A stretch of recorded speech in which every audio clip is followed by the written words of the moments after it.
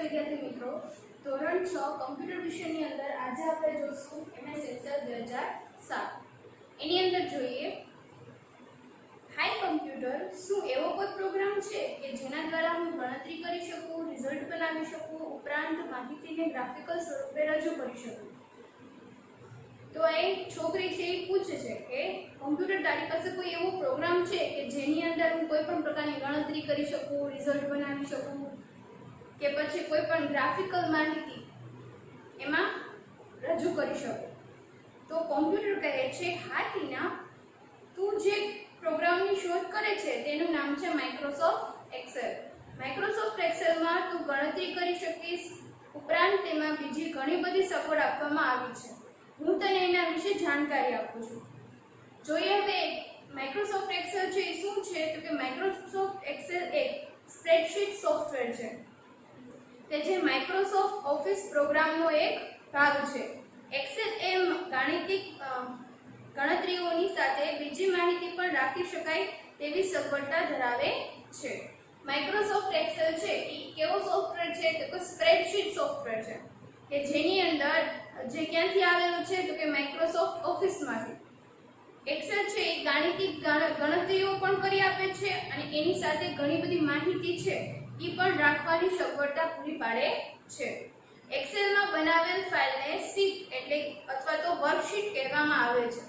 જેમ આપણે કોઈ પણ નોટપેડમાં ફાઇલ બનાવવી હોય તો એને ટેક્સ્ટ ડોક્યુમેન્ટ કહેવાય. એવી જ રીતના એક્સેલમાં કોઈ પણ ફાઇલ આપણે બનાવી છે તો એ ફાઇલને શીટ અથવા તો વર્કશીટ કહેવામાં આવે છે. એક્સેલમાં કોઈ પણ વ્યક્તિની માહિતી, વિદ્યાર્થીઓનું રિઝલ્ટ, કર્મચારીના પગારની વિગત, સરેરાશ, ટકાવારી વગેરે કાર્યો ઝડપી અને ચોકસાઈપૂર્વક કરી શકાય છે. એક્સેલમાં કઈ વસ્તુ કરી શકાય, તો કે કોઈ પણ વ્યક્તિની માહિતી આપણે જોતી હોય તો એ માહિતી આપણે એમાં રાખી શકીએ છીએ. કેવા પ્રકારની માહિતી હોય, તો કે વ્યક્તિનું નામ હોય, પછી તો કે એની જન્મ તારીખ હોય, એવી કોઈ પણ માહિતી છે એને આપણે વ્યવસ્થિત સંભાળીને રાખવી હોય તો આપણે એક્સેલમાં મૂકી શકીએ છીએ. એ સિવાય વિદ્યાર્થીઓનું રિઝલ્ટ હોય તો એ પણ એમાં એક્સેલની અંદર બનાવી શકીએ છીએ. ત્યાર પછી કર્મચારીના પગારની વિગત હોય, સરેરાશ હોય, ટકાવારી હોય, આવી કોઈ પણ વસ્તુ છે જેમાં ગણતરીની જરૂર પડે તો માહિતી વ્યવસ્થિત દેખાડવી હોય તો એના માટે આપણે એક્સેલની ઉપયોગ કરીએ છીએ. આ ઉપરાંત માહિતીને ગ્રાફિકલ સ્વરૂપે પણ રજૂ કરી શકાય છે. આ સિવાય આપણે માહિતીને ગ્રાફિકલ સ્વરૂપે એટલે કોઈ પણ આલેખ દ્વારા, કોઈ પણ ચિત્ર દ્વારા પણ રજૂ કરી શકીએ છીએ. MS એક્સેલમાં બનાવેલ ફાઇલનું એક્સટેન્શન .xml.xls છે. એટલે કે MS એક્સેલમાં જે ફાઇલ આપણે બનાવીએ છીએ એ .xls આ એક્સટેન્શન સાથે સેવ થાય છે અને જો આ એક્સટેન્શન લગાવેલું હોય તો જ એ ફાઇલ એક્સેલની ગણાય છે અને આ એક્સેલની અંદર ઓટોમેટિક સેવ થઈ જાય છે. એમાં પાછળ આપણે આ .xls લખવું પડતું નથી.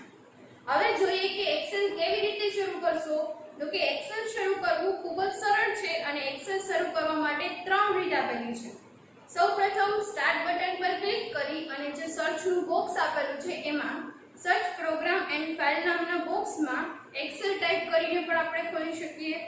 એ સિવાય બીજી કઈ રીત છે તો કે ડેસ્કટોપ પર એક્સેલના શોર્ટકટ આઇકન એટલે કે જે એક્સેલનું આઇકન આપણને ગ્રીન કલરનું આપ્યું છે, જો આપણે ડેસ્કટોપ ઉપર આપેલું હોય તો એના ઉપર ડબલ ક્લિક કરીને પણ ખોલી શકાય.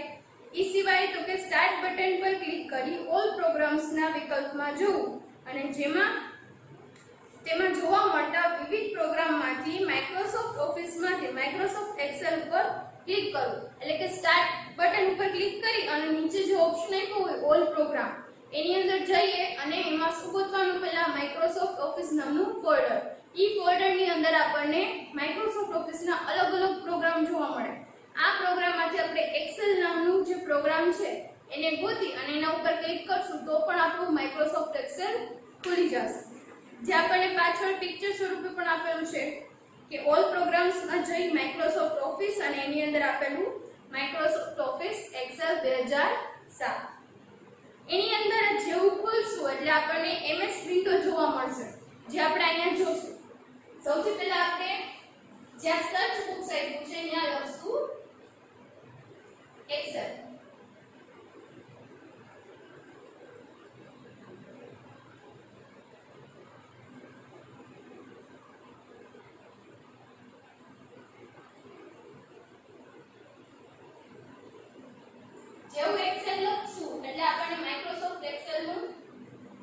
ઓપ્શન જોવા મળશે. એના ઉપર ક્લિક કરશો એટલે માઇક્રોસોફ્ટ એક્સેલ ખુલશે. અહીંયા માઇક્રોસોફ્ટ એક્સેલ 2007 નથી, આ જે પ્રોજેક્ટ ઉપર જોવા મળે છે એ 2010 નું વર્ઝન છે.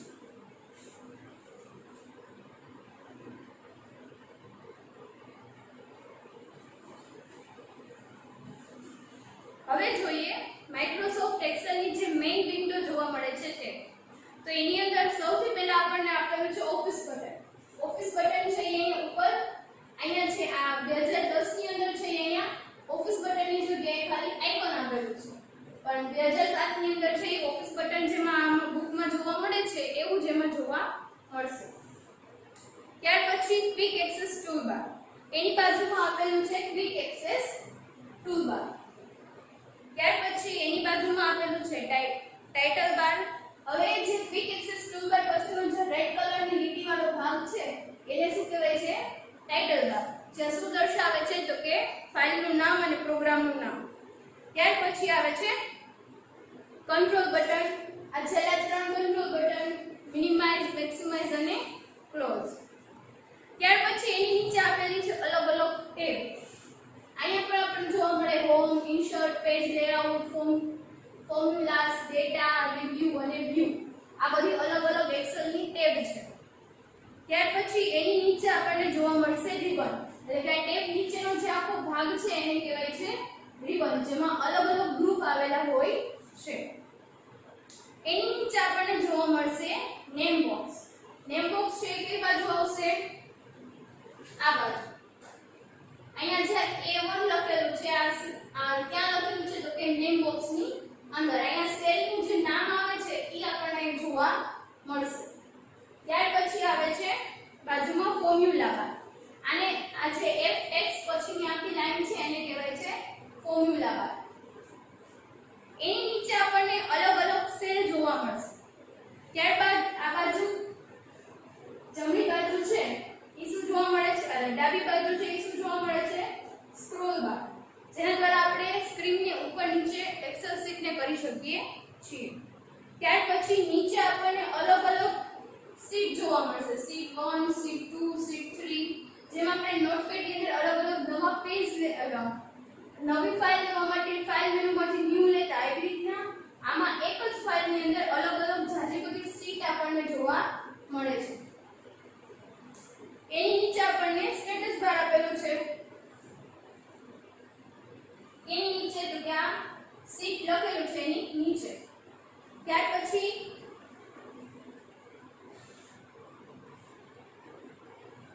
ડાબી બાજુ છે વ્યૂ બટન્સ આપેલા છે અને બાજુમાં આપેલું છે ઝૂમ સ્લાઇડર, જેનાથી આપણે સ્લાઇડરને ઝૂમ કરી શકીએ છીએ. હવે આપણે એક પછી એક જોવાનું છે. પહેલું છે ઓફિસ બટન. તો કે ઓફિસ બટનનું કામ શું છે? ઓફિસ બટન શું કરે છે તો કે એક્સેલ વિન્ડોમાં ડાબી બાજુ સૌથી ઉપર આવેલા ગોળ બટન એ ઓફિસ બટન છે. ઓફિસ બટન પર ક્લિક કરવાથી એક મેનુ આપણને ઓપન થશે અને આ મેનુમાં શું જોવા મળે છે તો કે જેમાં તમને ન્યૂ, ઓપન, સેવ, પ્રિન્ટ જેવા વિકલ્પ આપવામાં આવ્યા છે. ટાઇટલ બાર એના પછીનું બીજું ટાઇટલ બાર. ટાઇટલ બારમાં શું જોવા મળશે તો કે ટાઇટલ બાર ઉપર MS એક્સેલ વિન્ડોમાં સૌથી ઉપર આવેલા ટાઇટલ બાર છે એ MS એક્સેલ વિન્ડોમાં સૌથી ઉપર આવેલું હોય છે. તે પ્રોગ્રામનું નામ દર્શાવે છે અને તમે જે વર્કબુકમાં કામ કરી રહ્યા હોય તેનું નામ દર્શાવે છે. એટલે કે આ જે એક્સેલ ની આખી ફાઇલ છે એને આપણે વર્કશીટ અને વર્કબુક એને બુક નામ આપેલું છે. હવે આ અલગ અલગ આપણે જેટલી ફાઇલ લેશું એટલી વાર એને અલગ અલગ બુક 1, બુક 2 એવી રીતના નામ આપે છે. જે નામ આપણને ક્યાં જોવા મળશે? ટાઇટલ બારમાં ઉપર. જો વર્કબુક કોઈ નામથી સેવ થયેલી નહીં હોય તો તેને બાય ડિફોલ્ટ એટલે કે પહેલેથી જ કયું નામ આપેલું હશે? બુક 1. અહીંયા આપણે જોઈએ તો અહીંયા આપેલું છે બુક 2, કારણ કે મેં બીજી શીટ લીધી છે, બીજી ફાઇલ લીધી છે એટલા માટે બુક 2 આપેલું છે. ત્યાર પછી આવે છે ક્વિક એક્સેસ ટૂલબાર, જે ક્યાં આવેલું હોય છે? ઓફિસ બટનની બાજુમાં. ક્વિક એક્સેસ ટૂલબારનું કામ શું છે તો કે ક્વિક એક્સેસ ટૂલબાર ઓફિસ બટનની બાજુમાં આવેલું હોય છે, જેમાં સેવ, અનડુ, રીડુ જેવા વિવિધ વિકલ્પો આવેલા હોય છે. હવે ક્વિક એક્સેસ ટૂલબારથી શું થાય છે તો કે એનો જો આપણે ઉપયોગ કરીએ તો આપણે ફાઇલ મેનુમાં કે કોઈ ટેબમાં સેવ કરવા માટે કે કોઈ બીજું કામ કરવા માટે છે એ જવું પડતું નથી. ત્યાં જે શોર્ટકટ આઇકન આપેલા હોય છે એ આઇકન ઉપર ક્લિક કરવા માત્રથી પણ આપણું કામ થઈ જાય છે. ત્યાર પછી રિબન. રિબન છે એમાં શું હોય તો કે રિબન એક ક્વિક એક્સેસ ટૂલબારની નીચે આવેલું હોય છે. જે રિબન છે એ આપણું ક્વિક એક્સેસ ટૂલબારની નીચે આવેલું હોય છે. એની અંદર શું હોય તો કે રિબન પર clipboard, font, alignment, number, styles, cell, editing જેવા વિવિધ ગ્રુપો આવેલા હોય છે. જો અહીંયા છે આ પહેલું ગ્રુપ છે ક્લિપબોર્ડ, પછી ફોન્ટ, પછી અલાઇનમેન્ટ, નંબર, સ્ટાઇલ્સ, સેલ્સ અને એડિટિંગ. આવી રીતના અલગ અલગ ગ્રુપ છે એ આવેલા હોય છે. દરેક ગ્રુપમાં વર્કશીટ બનાવવા માટેના વિવિધ વિકલ્પો આપણને જોવા મળે છે. જેમ કે અત્યારે કઈ ટેબ ખુલી છે તો કે હોમ ટેબ. તો હોમ ટેબ ની અંદર આ બધા ગ્રુપ આપેલા છે. આમ ત્યાર પછી જો ઇન્સર્ટ ટેબ ખોલશું તો એમાં અલગ ગ્રુપ આવશે. આવી રીતના અલગ અલગ ટેબમાં અલગ અલગ ગ્રુપ છે એ જોવા મળે છે. ત્યાર પછી એક્સેલ ની કેટલીક પરિભાષાઓ આપેલી છે. કે પહેલું છે વર્કબુક. વર્કબુક શું છે તો કે જેમ વર્ડ ફાઇલને ડોક્યુમેન્ટ કહેવાય છે, એટલે કે આપણે માઇક્રોસોફ્ટ વર્ડ ખોલી અને એમાં જે કંઈ ફાઇલ બનાવીએ છીએ એને કહેવાય ડોક્યુમેન્ટ. તો એવી જ રીતે એક્સેલ ની અંદર જે કોઈ ફાઇલ બનાવીએ છીએ એને વર્કબુક કહેવામાં આવે છે. ત્યાર પછી આવે છે વર્કશીટ. જેમ ડોક્યુમેન્ટના પાનામાં પાના એટલે કે પેજ હોય છે, એવી જ રીતે વર્કબુકમાં શીટ હોય છે. આમ વર્કશીટમાં વહેંચાયેલી હોય છે. એટલે કે જેમ આપણે MS વર્ડ ની અંદર જોઈએ તો અલગ અલગ પેજ આપણને જોવા મળે, એવી જ રીતના આમાં અલગ અલગ શીટ જોવા મળશે. એક વર્કબુકમાં ઘણી બધી શીટ આવેલી હોય છે. દાખલા તરીકે શીટ 1, શીટ 2, શીટ 3. ત્યાર પછી આવે છે રો. જે રો ની અંદર શું આવશે તો કે રો અને કોલમ આ બે શબ્દો છે કે જેના દ્વારા આખી સેલ બનાવેલી છે. એક્સેલ ની અંદર જેટલા પણ આ બોક્સ જોવા મળે છે આ બધા બોક્સને સેલ કહેવાય છે. આ સેલ કઈ રીતે બને તો કે જ્યારે રો અને કોલમ બંને ભેગી થાય ત્યારે બને. તો એ પહેલા જોઈએ કે રો કોને કહેવાય તો કે સેલની આડી હરોળ એટલે રો. આ જે આખી સેલ આવેલી છે એની આ જે આડી હરોળ છે, જેટલી પણ આડી હરોળ છે એને કહેવાય છે રો. એટલે કે આખો ખાલી ભાગ આપણે જોઈએ જ્યાં ABCD લખેલી છે એ શું છે આખી રો છે. એટલે કે સેલની આડી હરોળ છે જેમાં આ શીટ ની અંદર જેટલી પણ આડી લાઈન તમને જોવા મળે છે એ બધી શું છે રો છે.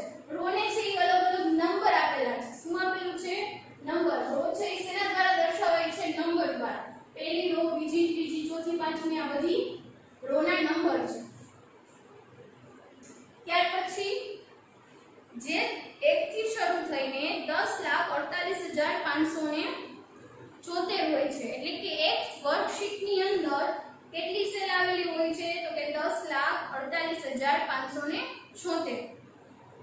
ત્યાર પછી છેલ્લી રો પર જવા માટે કંટ્રોલ પ્લસ ડાઉન એરો અને પહેલી રો પર જવા માટે કંટ્રોલ પ્લસ અપ એરો.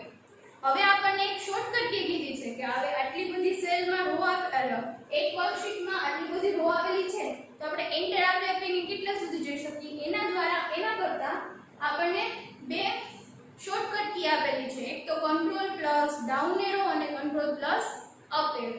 હવે એમાં શું કીધું કે જો આપણે પહેલી રો ઉપર જવું હોય તો કંટ્રોલ પ્લસ અપ એરો અને સૌથી છેલ્લી રો ઉપર જવું હોય તો કંટ્રોલ પ્લસ ડાઉન એરો. જે આપણા કીબોર્ડ ની અંદર 4 એરો આપેલા છે અપ, ડાઉન, રાઈટ અને લેફ્ટ. એની ઉપયોગ કરવાનો અને કંટ્રોલ કી સાથે દબાવવાની. એટલે આપણને પહેલી રો પર જવા માટે કંટ્રોલ પ્લસ અપ એરો અને છેલ્લી રો પર જવા માટે કંટ્રોલ પ્લસ ડાઉન એરો. આપણે જોઈએ જો પહેલા આપણે પહેલી રો પર છીએ તો હવે આપણે અહીંથી જશું કંટ્રોલ પ્લસ ડાઉન એરો દ્વારા.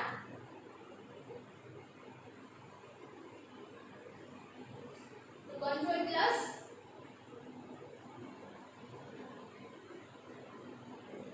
ડાઉન. કંટ્રોલ પ્લસ ડાઉન કર્યું એટલે સૌથી છેલ્લામાં છેલ્લી જે રો છે એ આપણને જોવા મળે છે. હવે ફરીથી આપણે કંટ્રોલ પ્લસ અપ કરીએ.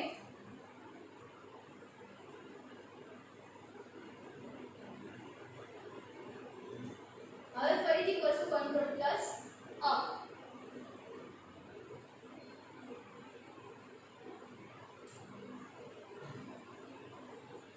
એટલે ફરીથી આપણે સૌથી પહેલી જે સેલ હતી ત્યાં જઈ શકીએ છીએ. તો આ રીતના આપણે રોને અપ અને ડાઉન એરો દ્વારા સૌથી પહેલી રો અને સૌથી છેલ્લી રો ઉપર જઈ શકીએ છીએ. ત્યાર પછી આવે છે કોલમ. સેલની ઊભી હરોળ એટલે કે કોલમ. હવે પહેલા આપણે રો જોઈ. રો કોને કહેવાય? તો કે સેલની આડી હરોળ એને રો કહેવાય. હવે સેલની જે ઊભી હરોળ આપણને જોવા મળે છે એને કહેવાય કોલમ. એને કયા નામથી દર્શાવાય છે? A B C D. હવે રો છે એને 1 2 3 4 નંબર દ્વારા દર્શાવાય છે. કોલમ છે એને ABCD દ્વારા દર્શાવવામાં આવે છે. હવે એમાં શું કીધું આગળ? તો કે દરેક કોલમને નામ આપવા માટે આપેલા હોય છે જે A થી શરૂ થઈને X F D સુધી હોય છે. હવે આમાં પણ જેમ 1 2 3 4 કરી 1 2 3 4 નામ આપી અને છેલ્લે 10 લાખ સુધી આપણે ગયા હતા એટલી રો આપણને આપેલી છે એક શીટની અંદર. એવી જ રીતના એક શીટની અંદર આપણને A થી લઈને X F D સુધીની રો કોલમ છે એ આપણને આપેલી છે. હવે આમ છે એ એક્સેલ ની એક શીટમાં આપણને 16384 કોલમ જોવા મળશે. કેટલી કોલમ જોવા મળશે? 16384. છેલ્લી કોલમ પર જવા માટે કંટ્રોલ પ્લસ રાઈટ અને પહેલી કોલમ પર જવા માટે કંટ્રોલ પ્લસ લેફ્ટ. ઈ પણ આપણે જોઈએ. અત્યારે આપણે પહેલી કોલમ પર છીએ. હવે આપણે છેલ્લી કોલમ ઉપર જવા માટે કંટ્રોલ પ્લસ લેફ્ટ અને રાઈટ સોરી પહેલી કોલમ ઉપર જવા માટે કંટ્રોલ પ્લસ રાઈટ. એટલે કે સૌથી પહેલી કોલમ ઉપર જવું હોય તો આ બાજુ એટલે કે જમણી બાજુ અને સૌથી છેલ્લી કોલમ ઉપર જવું હોય એટલે સૌથી પહેલી કોલમ ઉપર સૌથી છેલ્લી કોલમ ઉપર જવું હોય એટલે ડાબી બાજુ.